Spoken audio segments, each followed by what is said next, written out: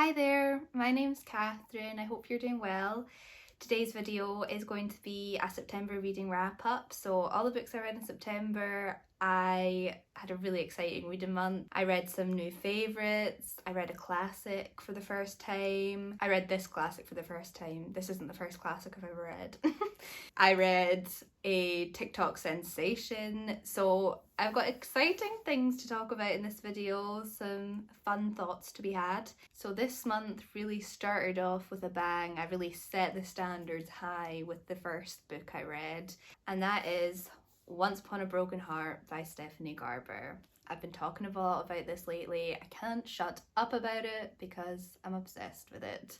This is the first book in a young adult fantasy series by Stephanie Garber. The third and final book comes out later this month, and when I tell you I devoured this book, I literally cannot emphasize that enough. This book follows Evangeline Fox, who is a complete romantic at heart. That is until her true love, Luke, gets engaged to her stepsister. In order to prevent the wedding from going ahead and to break the curse that Evangeline is adamant has been placed on Luke, she strikes a deal with the Prince of Hearts, otherwise known as Jax, who in return for his help asks Evangeline for 3 of her kisses, which he can request whenever, wherever and with whomever he chooses. This sets off a rollercoaster of events that chucks Evangeline right into the heart of a dark plot that Jax has coerced her into. So I finished this book literally hours before I had to leave for the airport to get on a plane to go visit my family in Scotland. So just to clarify, I like to get to the airport early anyway, but I loved this book so much and I didn't have the second one that I got to the airport even earlier to make sure that I got there before the bookshop shut for the evening, only for me to get there and them not sell it. So despite all my efforts, I had to wait it out and I had to get the book ordered to my family home on Sky instead. But let me tell you, it was worth the wait, because if I loved the first book, it is nothing compared to how much I loved the second book, The Ballad of Never After. I honestly would go so far as to say this is my favourite book of the year that I've read so far. Bold statement. We're only in October and I've got the third book coming out this month too. I just adored it so much. So without going into the plot too much, because that'll just spoil what happens in the first book, what I will say is that the romance between Evangeline and Jax, which is only really touched upon in the first book, is cranked way up in this book. It simmers really satisfyingly throughout the whole story and really plays with some of the fun romantasy tropes that I personally love, such as enemies to lovers, but also in this book specifically there's some forced proximity action, which is really fun. It creates this electrifying tension between the characters, and the ending, when I tell you, was one of the most heart-wrenching endings I've ever read in my life.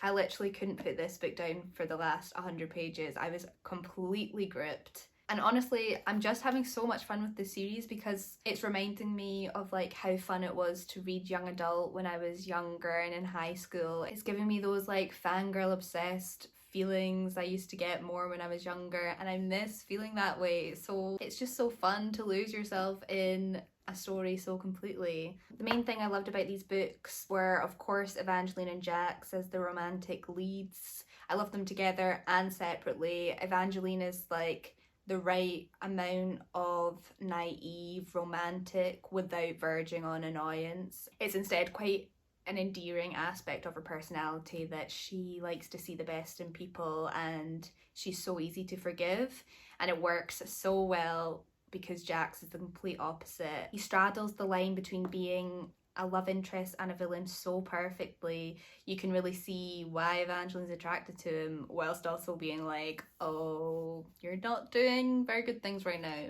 and I really need you to stop. So yeah, it's easy to appreciate Evangeline's conflicting feelings. I really enjoyed the world building, the writing style, the tone that Stephanie Garber uses. It's absolutely stunning and it's so evocative of a fairy tale that you would read when you're younger. Garber adds so many whimsical little details about the world throughout the story that don't necessarily need to be there but work so well to immerse you in the magic of the world. And I don't really fully appreciate the world maps that you often get at the start of a fantasy story. I think they're really fun and I think they're pretty, and I totally get why they're put there, but oftentimes I don't think there's enough detail to warrant them being there. I think it's purely for aesthetic, and I don't spend a lot of time poring over the details of the map. But the maps in these books are absolutely stunning. There's just something about the art style in these maps. I would want this on my wall, I think. I think that's why I like it so much compared to other maps in fantasy stories. The other great thing about this series is the supporting cast of characters are really fun. I think oftentimes with romance, I'm like itching to get through scenes that don't involve the two romantic leads together. I was actually really invested in a lot of the other relationships and friendships of this book, especially Lala. I loved Lala so much. I just absolutely can't wait for the third book to come out. I actually made a full video on my channel talking about this book series and the other book series that Garber wrote, the Caraval series, which is also set in this world, because of course once I'd finished these books I needed more, and I'd run out of Once Upon a Broken Heart content and I felt empty inside. So the Caraval series was written before the Once Upon a Broken Heart series, and it's a trilogy consisting of Caraval, Legendary and Finale. It's set in the same universe as Once Upon a Broken Heart, and Jax, who is obviously a prominent character in the Once Upon a Broken Heart series, is actually fairly present in Legendary and Finale, the second and third books. But the main characters of this book series are two sisters called Scarlet and Donatella, or Tella for short.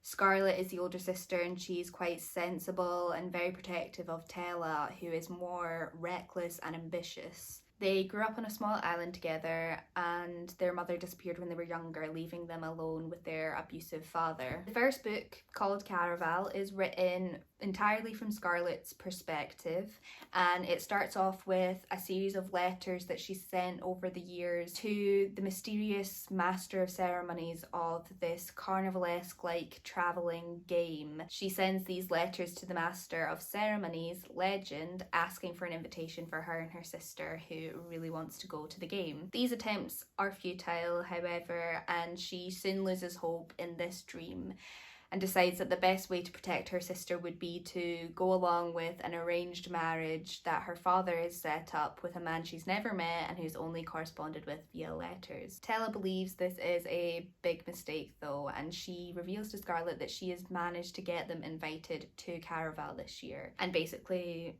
tells her that they have to go before Scarlet is forced into this marriage. Scarlet is essentially forced to accompany Tella to Caraval, along with Julian, a sailor who helps them get there. But when Tella goes missing, Scarlet is forced into the game to find her sister, and though she is told countless times that nothing in the game is real, she finds herself getting sucked into this dreamlike world, struggling to perceive what is real and what isn't real in her reality and who she can really trust. The second book, Legendary, is from Tella's perspective and follows directly on from the events of Caraval, and then the third book, Finale, is from both sisters' perspective. The chapters split kind of equally between two narratives. Whilst I had fun reading this series, it was nowhere near as good as the Once Upon a Broken Heart series, in my opinion. I think you can very much tell that Garber's confidence has grown so much in her writing since writing these books.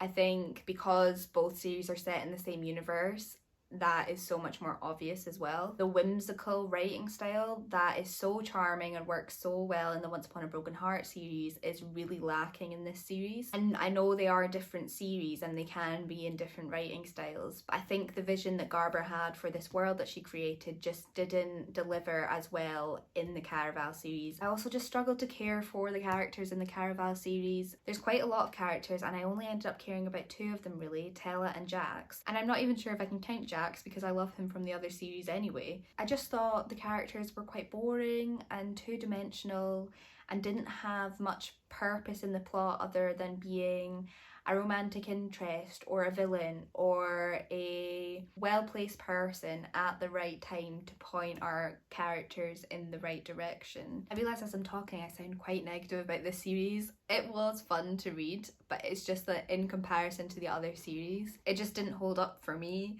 So I would personally, even though this series chronologically comes first, was published first, I would personally start with the other series, start with Once Upon a Broken Heart, and then go on to this if you liked it and want more.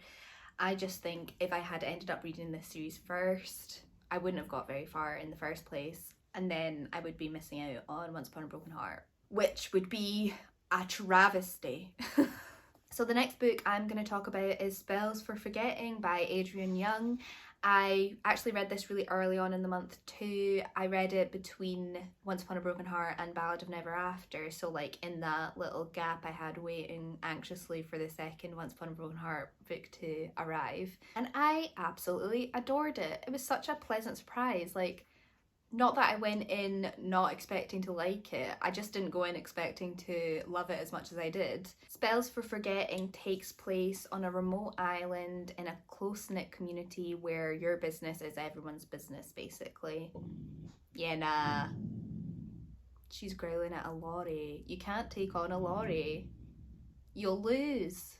The island has magic in its very roots, something that the locals are very protective over, and they resent the tourists who come over this summer to pick fruit from its orchard. Unfortunately for the locals, tourism is vital for them to survive over the winter, so they kind of have to grin and bear it. Our main characters, Emery Blackwood and August Salt, were childhood sweethearts who had dreams of running away from the island and starting a new life. However, tragedy struck when they were around 18, when their best friend Lily died and the whole town turned on August, believing that he murdered her. The book starts 14 years after this event. Emily never ended up leaving the island, and August, who ended up leaving the island with his mother after Lily's death, is now returning in order to scatter his mother's ashes. His return causes an uproar in the community and sets in motion a series of events that will reveal generations worth of secrets and betrayals and the truth of what actually happened to Lily. If you've seen Mike Flanagan's Netflix show Midnight Mass, it was giving me those vibes, even though the stories are completely different. Like, the show is a complete horror and this book is much more cozy, a bit dark, sinister, mystery. But atmosphere and tone wise, they were just giving me the same vibes. They both have this kind of grey, rainy moodiness throughout the stories. Midnight Mass, like I said, is also set on a small island, but it is also, one of the plot lines is dealing with a guy who has been in prison for this crime returning home after all these years, so they've got that similarity going on in them. So yeah, the whole experience of reading this book was like being inside a grey, rainy day.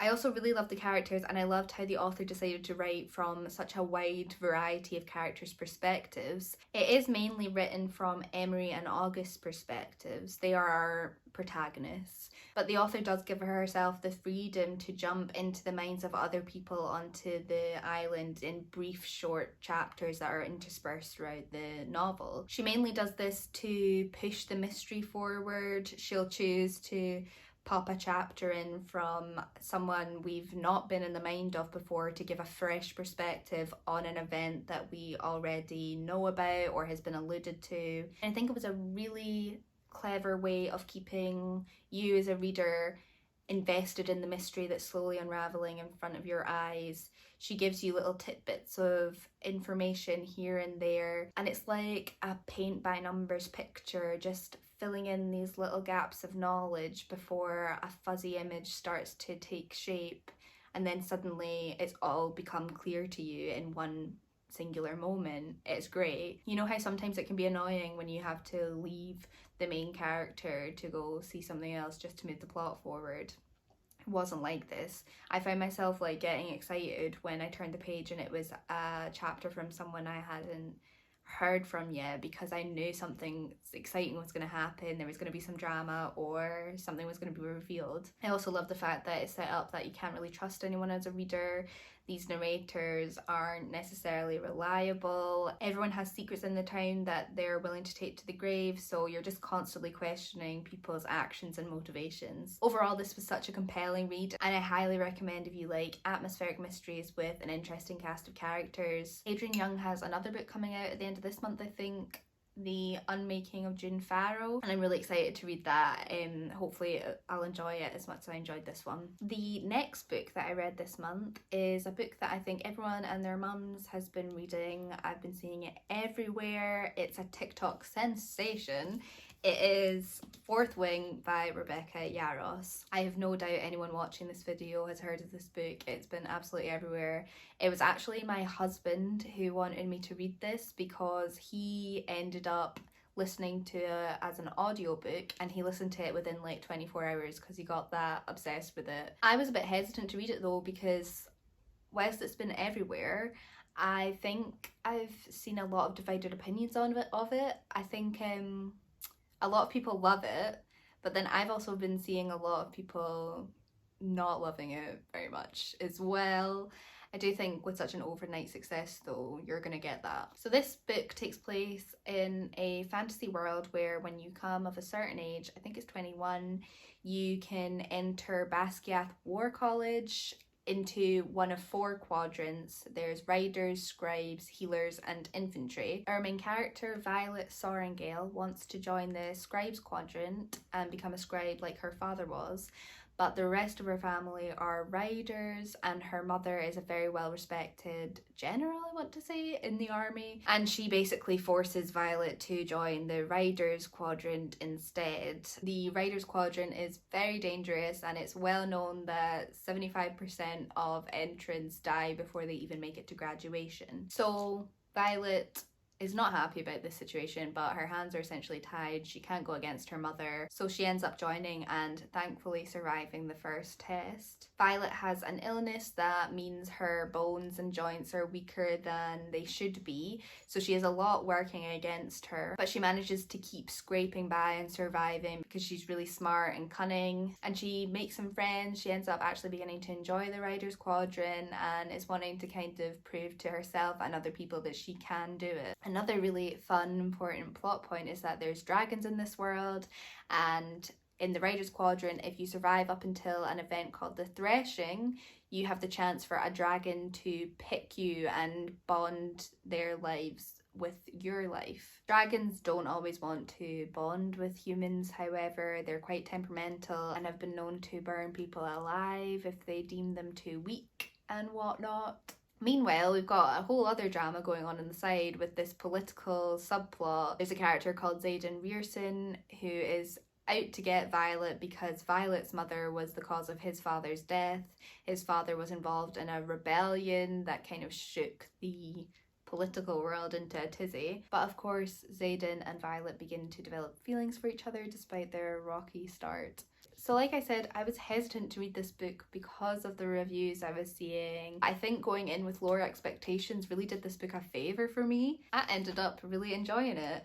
It wasn't perfect by any means. The writing style especially is not what I would usually go for in a fantasy book. It's very casual and modern and conversational. And whilst I prefer my fantasy books to not have this style of writing really, I can't lie, like, it made it super easy to get into, super fun to read, super fast paced. And honestly, I didn't want to put it down, so it clearly delivered what it was meant to deliver, which is pure, unadulterated entertainment. My husband and I both quite enjoy reading fan fiction. We were talking about this book and he pointed out that he felt like it was like reading a fan fiction because it was written in such an accessible style, which I thought was an interesting point. I did think the plot beats were quite predictable, but I didn't really necessarily mind. I kind of just let myself go along with the ride of it because it was so fun. The characters were really fun. I especially really loved the main character, Violet.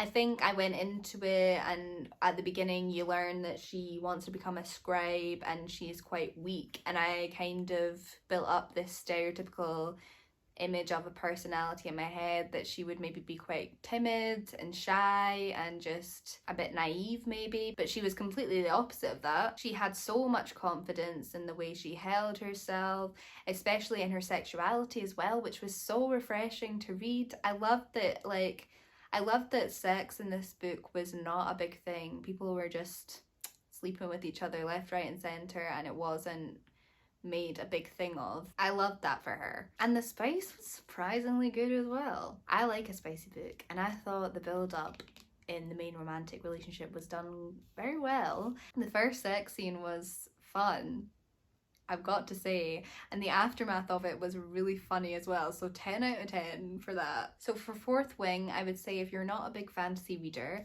this would be a great book to ease you into the genre, definitely. I think if you are a big fantasy reader, depending on what you look for in a fantasy, this might not be for you. But if you go into it with kind of an open mind, and just with the attitude of going along for the ride, it is a lot of fun if you just let it take you there. The second book comes out in November, and I will definitely be reading it. I'm excited to see where it goes. Hello. Sienna has a lot to say about the next book. So the next book was the classic Wuthering Heights by Emily Brontë. This was my first time reading this book, and much to my mum, who hates Wuthering Heights, dismay, I really liked it. Wuthering Heights is a story about the passionate and tumultuous love-hate relationship between Catherine and Heathcliff. It's told mainly through the eyes of Nellie, a housekeeper who has known Catherine and Heathcliff since they were children, and she is telling newcomer Mr. Lockwood the story of their relationship. Catherine's father brought an orphaned Heathcliff back to live with them, and Catherine's brother Hindley bullied Heathcliff relentlessly, whilst Heathcliff and Catherine became friends and eventually fell in love with each other. Heathcliff eventually runs away, believing that Catherine doesn't actually love him, and returns years later as a wealthy and successful man and plans to enact revenge on Hindley for tormenting him as a child. This book is filled with horrible, selfish people doing horrible, abusive things. So if you're looking for a classic with lovable characters and like old-timey drama, this is not it. Some of the things that happen in this book are truly grim, but I loved it. You go into this book expecting a moody, atmospheric setting, and Brontë does deliver that. The moors are a great backdrop to all the miserable things that are happening in these characters' lives. It was especially fun to read it at this time of year. It was very much like a cinematic experience stepping into this world, I felt. I also found the way the story unravelled quite interesting. It jumps back and forth between timelines a lot, so often you're given a piece of information and then you're shown the actual event later on. It did get a bit confusing at times because a lot of the characters either had the same name, had names that changed like through marriage or whatnot, or had names that were just so similar to other characters' names. I also thought it was interesting that the story was mainly from Nellie's perspective. You don't really get to see it from Catherine or Heathcliff's perspective ever, really. So it kind of makes you question like how reliable a narrator Nellie is. Like, are the events she's telling this man a true retelling, or are they exaggerated? I don't often read classics. I find them quite difficult to get into a lot of the time, but I really enjoyed this one. I thought it was easy to get into the style of writing. I thought Brontë had a dark humour that I really enjoyed throughout the story. So yeah, it was really accessible, full of drama. There was never a dull moment, and I could definitely see myself rereading this in the future. I also highly recommend watching the film Emily, starring Emma Mackey from Sex Education if you haven't. It is a fictionalized biopic of Emily Bronte's life. It's not really to do with Wuthering Heights, but it does pull on scenes from Wuthering Heights, and it kind of just explores who Emily Brontë was as a person. Not a lot is known about her as a person because she kept to herself quite a lot, and that's where the fictionalized part of a fictionalized biopic comes in, because the writer-director has taken a lot of liberties with what she does with the story. But the film is super autumny, very atmospheric and gothic, romancy, much like Wuthering Heights is, but less miserable. And I really loved it a lot. It's one of the best films I've watched this year by far. So last book I read this month was Daughter of the Moon Goddess by Lynn. This book is a fantasy romance that is based off ancient Chinese mythology. This book follows our main character Jinyin, whose mother was made a prisoner by the celestial emperor after she stole and drank an immortal elixir that he gifted to Xinyan's father. When Xinyan's existence is in jeopardy of being discovered by the Empress, she is forced to leave her mother and the only home she's ever known, and she soon becomes friends and the companion of the celestial prince, Li Wei. Xinyan, determined to see her mother freed again, becomes a skilled warrior and sets off on a series of adventures in order to gain the respect of the Emperor and earn her mother's freedom. I really wanted to love this book. It has so many elements that I love in a fantasy romance. A really gorgeous fantasy setting, a friends to lovers romance, a strong female protagonist. And I was also really excited to read a book based on Chinese mythology because I've read and really enjoyed a number of books based on Western mythology. And whilst the writing of this book was absolutely stunning, the author was amazing at crafting this fantasy world that you literally wanted to step into. It sounded so beautiful. The words on the page were so elegantly put together and so reminiscent of its roots in mythology. It really had this otherworldly feel to it, but because of this, I think it lacked some of the character-led narratives that I tend to prefer to read. I personally really like getting deep into a character's mind, and I love a satisfying relationship between two or more characters and seeing a satisfying arc throughout a story, and I just don't think this book delivered that for me personally. I didn't really connect to any of the characters or the romances in the novel, and because of that, it kind of lacked an emotional impact. Like, things were happening that were extremely emotional and dramatic, but I wasn't having the correct emotional responses to the events. I think because the book spanned over a number of years, a lot of relationships had to be established quickly, and I think it would have been nicer to have spent more time with certain characters and certain relationships and really nurtured those relationships in order to have more of an emotional impact on me. That being said, I really do think that this book was beautifully written, and I think my enjoyment of it is very much a personal preference because it wasn't like nothing was happening. The plot was moving forward. It wasn't boring. I think it was just maybe not to my personal taste. I think maybe if you prefer a plot heavy book more than a character drama, this would be more for you. And that is all the books that I read in September. It was such a good reading month. I had such a good time with so many of the books. There were some surprises in there. I did not expect to become so invested in a series as I did. It's been a while since that's happened, but I'm very happy that I did. It's introduced me to Adrienne Young, whose writing style I really, really loved, and I definitely want to read more of her. So yes, October has a lot to live up to, but I am excited for the books I've chosen in October. I think that October is going to be a great month too. So I hope you're doing really well. I hope you have an amazing upcoming week, and I will see you next week hopefully too. Okay, thank you for watching. Bye!